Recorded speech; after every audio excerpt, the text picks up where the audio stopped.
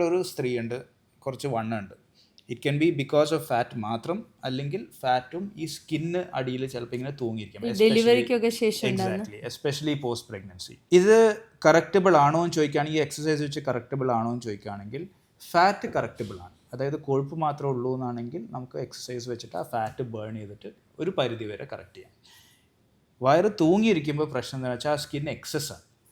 അത് skin excess ഉണ്ടാകാൻ കാരണം ഒബ്വിയസ്ലി പ്രഗ്നൻസി, കൊച്ച് അകത്തുണ്ട്, യൂട്രസ് ഉണ്ട്, അതുകൊണ്ട് എല്ലാം തള്ളി വരുന്നത്. എക്സാക്ട്ലി. അപ്പോൾ ആ സ്കിൻ സ്ട്രെച്ച് ആയിരിക്കുകയാണ്. അത് നമ്മൾ എത്രത്തോളം എക്സസൈസ് ചെയ്താലും ആ വയറ് തൂങ്ങിയിരിക്കും. അപ്പോൾ അതിനാണ് നമ്മൾ ടമ്മി ടക്ക് ചെയ്യുന്നത്. അപ്പോൾ ടമ്മി ടക്കിൽ എന്താ ചെയ്യുന്നത് വെച്ചാൽ ഈ ലൈപ്പോസക്ഷൻ കൂടാതെ നമ്മൾ ഈ തൂങ്ങിയിരിക്കുന്ന സ്കിന്ന്, അതായത് എക്സസ് സ്കിന്ന് നമ്മൾ ട്രീറ്റ് ചെയ്യും. അത് ബേസിക്കലി ഒരു കട്ടിട്ടിട്ട് ആ സ്കിന്ന് കട്ട് ഔട്ട് ചെയ്തിട്ട് ഫ്ലാറ്റായി നമ്മൾ സ്റ്റിച്ച് ചെയ്യാറുണ്ട്. അതിൻ്റെ സ്കാർ എങ്ങനെയാണെന്ന് വെച്ചാൽ അണ്ടർവെയറിൻ്റെ അടിയിലേക്കും പോകുന്നത്. അപ്പം നിങ്ങളും പാർട്ട്ണർ അല്ലാതെ വേറെ ആരും അറിയാൻ പോകുന്നില്ല.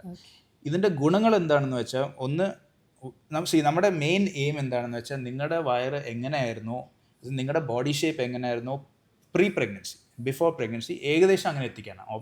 ഒബ്വിയസ്ലി അങ്ങനെ എത്തിക്കില്ല, പക്ഷേ ഏകദേശം അവിടെ എത്തിക്കാനാണ്.